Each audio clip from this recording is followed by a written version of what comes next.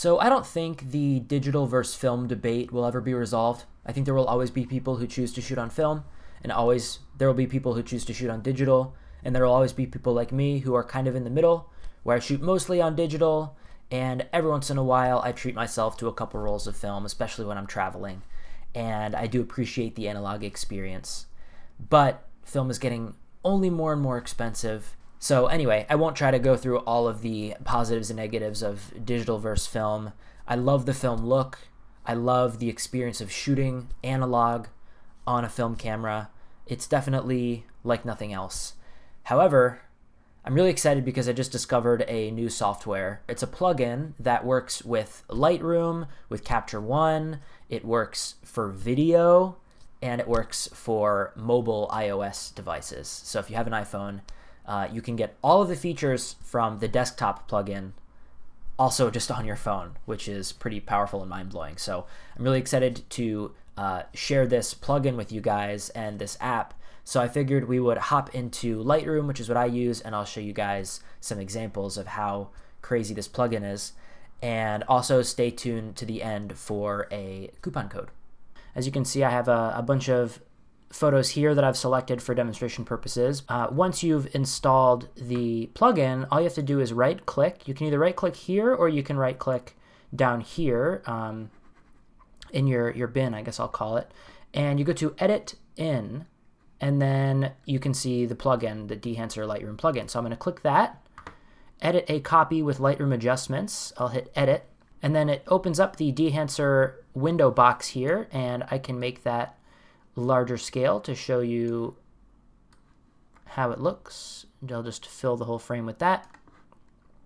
And you'll see basically there's on the left all of the presets, and then once you click on one, let's do Fuji Eterna Vivid 500.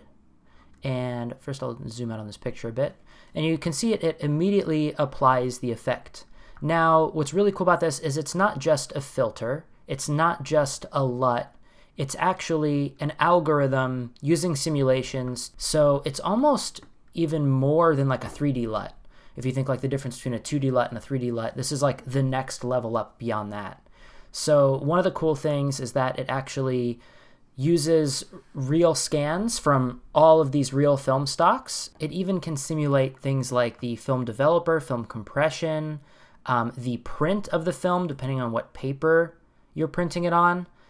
Which is quite wild, and all that stuff is kind of beyond my level of comprehension and understanding, but it's insane to be able to have that much level of simulation in terms of adjusting what the final look actually looks like based on simulating real-world processes that the image would go through, which is really crazy.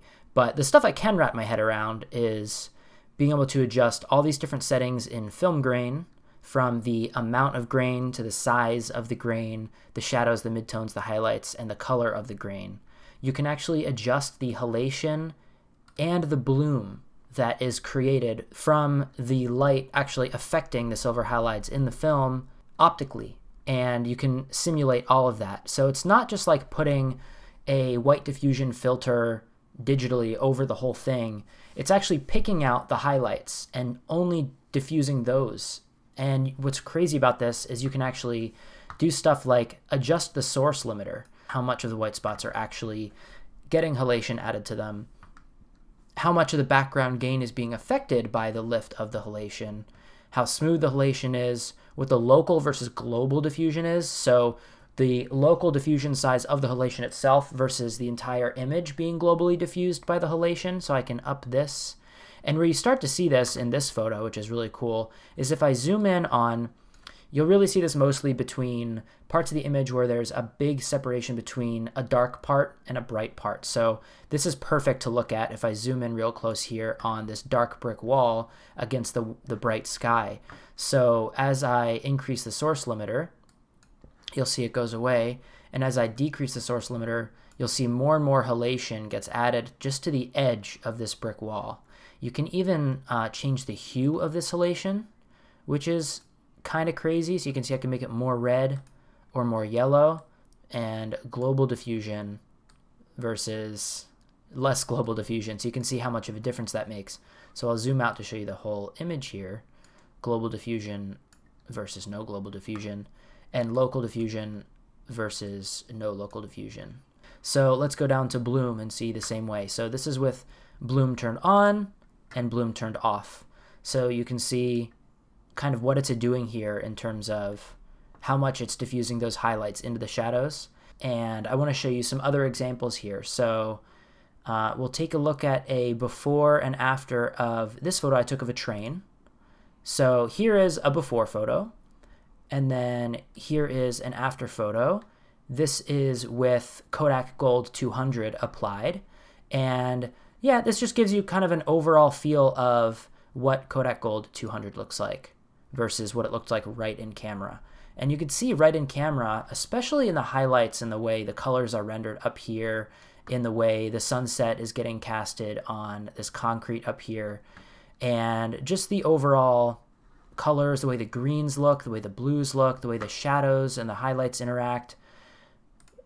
With the Gold 200 overlay on there, it gives it a warmer quality, a more organic quality. The texture of the grain is so realistic looking. The color of the green is so much, a little bit more dulled and a little bit more natural and less digital. And I've shot a lot of Gold 200 in my day, and this looks a lot like Gold 200. Even the slight warmth of the shadows and the blacks here on the front of the train. Here's another example of what Gold 200 looks like. So here is a digital shot of a sunset, and here is it with Gold 200 applied. And you can see how much warmer it is. You can see almost the tealy quality of the blue sky, how it just kind of softens the highlights, and the texture of the grain is so nice, and the colors are just incredible. What's really cool to note here is the way the halation affects the highlights. So I'm going to zoom in here on this particular image. And if you just look at all of the highlights and the halation of the reflections on the edge of these cars, and that red shift and that kind of red glow along those highlights of all of these cars, if I go back and forth between what the Dehancer effect looks like with and without, so this is without, you can see how much more digital it looks, and then this is with. Insane. Like, this is so accurate to what film does to an image. So like if we look up here at the haziness and the kind of red shift in some of these street lamps, that's all the halation. So if I turn this off, you see that red shift goes away completely. Look at the color change there of all those shadows and how they go from kind of black to a reddish color because of the halation. It's just gorgeous. That is the only way to say it. So let's move on and take a look at another example. This is a photo I took in France, and you can see this beautiful cafe with all these bright, vivid colors. And this was a perfect photo, I thought, to try some Ektar 100 on. So this is what Ektar 100 looks like on this photo. I love Ektar 100 because it's such a saturated, poppy kind of a film stock. But even though it's saturated and poppy, if you look at the before photo, it's so much harsher looking, especially in the color and just the highlights and the color of the building back here, and just all the whites and those light grays just look so much more kind of subdued and pleasing. It's hard to even describe what this color is, the kind of green shift in those highlights from the before and after. So pleasing. And with that grain, it makes me feel so nostalgic for this photo. This photo feels so nostalgic and old school. It feels like it must have been taken decades ago, and I just love it. The quality of these colors, of the pinks and the blues and the purples before and after, it's just so distinctly different. And the texture of the grain inside these flowers, especially when you start to look at the out of focus flowers, it's so painterly and gorgeous. And then you see a little bit of the redness from the halation in all of that as well, and the blooming. So when I turn on some Fuji Eterna onto this one, the way the highlights bloom on this shirt and kind of soften all the details away in the shirt, but not in a harsh way the way digital does. And if you look at closely, I'm going to zoom in on the belt here. You see a little bit of that halation on the edge of the belt, around the edge of the shirt, and up here between the dark part of the hair and the shirt. it just softens it up, but in a really subtle way. When you're looking at it zoomed out and wide like this, it doesn't feel super harsh or noticeable or distracting. And that's where I think people, when they're trying to describe the kind of impalpable kind of effect that real film actually has, this is giving me all of those vibes. And it doesn't just feel like an overlay plastered over this. Okay, so I think the true test of how good Dehancer is to see if you can tell the difference between a photo edited in Dehancer and a real film photograph. So I thought it would be a little bit of a fun game, now that you've seen a little bit of what Dehancer can do, to show you some real film photos and some digital photos edited in Dehancer, and just do them at random and see if you can tell which ones are which. I think you can definitely tell a little bit which ones are cleaner and maybe have better contrast and sharpness, or more resolution overall. And so I think that is maybe the only marker of which ones are digital, which ones are film. And also I think because Dehancer gives you so much more control than actual film does, you can control how much of a filmic look it has. And so some of these photos that look more filmic might sell it as a Dehancer edit just because I've pushed it a little bit further. But the beauty of it is you can pull all that back and make it a lot more subtle if you wanted to.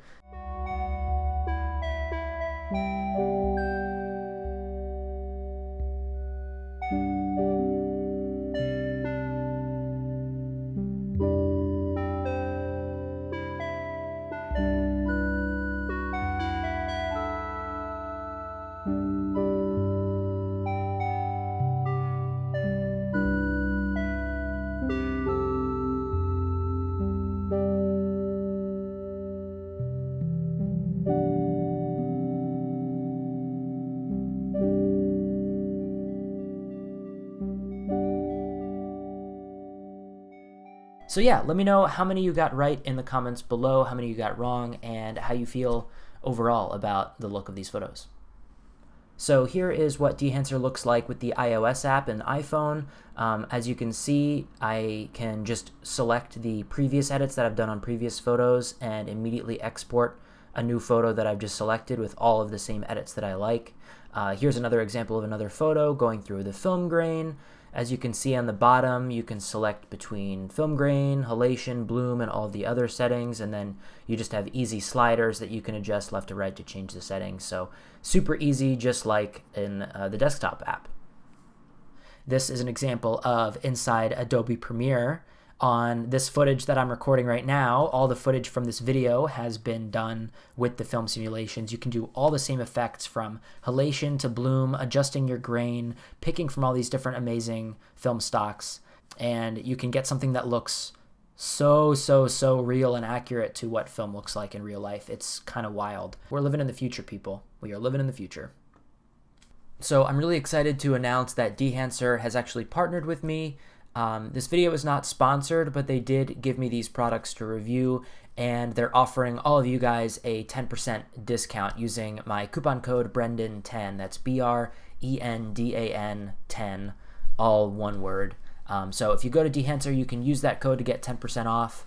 And yeah, so I'm really excited to be able to bring you guys that value, and I hope some of you try it out, and I think this could be pretty game-changing. This is something that I've been looking for a really long time, and for the cost of these plugins, it's still cheaper than if you were to buy a whole 400-foot reel of film, shoot it, and then get it developed. If you were to have to rent a film camera and all that stuff, way more expensive, and then overall you'd wind up with even less control. So I think this is kind of a no-brainer if you're a video person who wants that film look, and if you are a film photographer but you don't want to have to be spending so much. Film is very expensive these days, and if you're always shooting on film, unlike me, I am just shooting on film every once in a while, but if you're the kind of person that only shoots on film because you love the look so much, well, now you can finally get that look and shoot digital, and you don't have to spend so much money. 30 bucks on every single roll of film.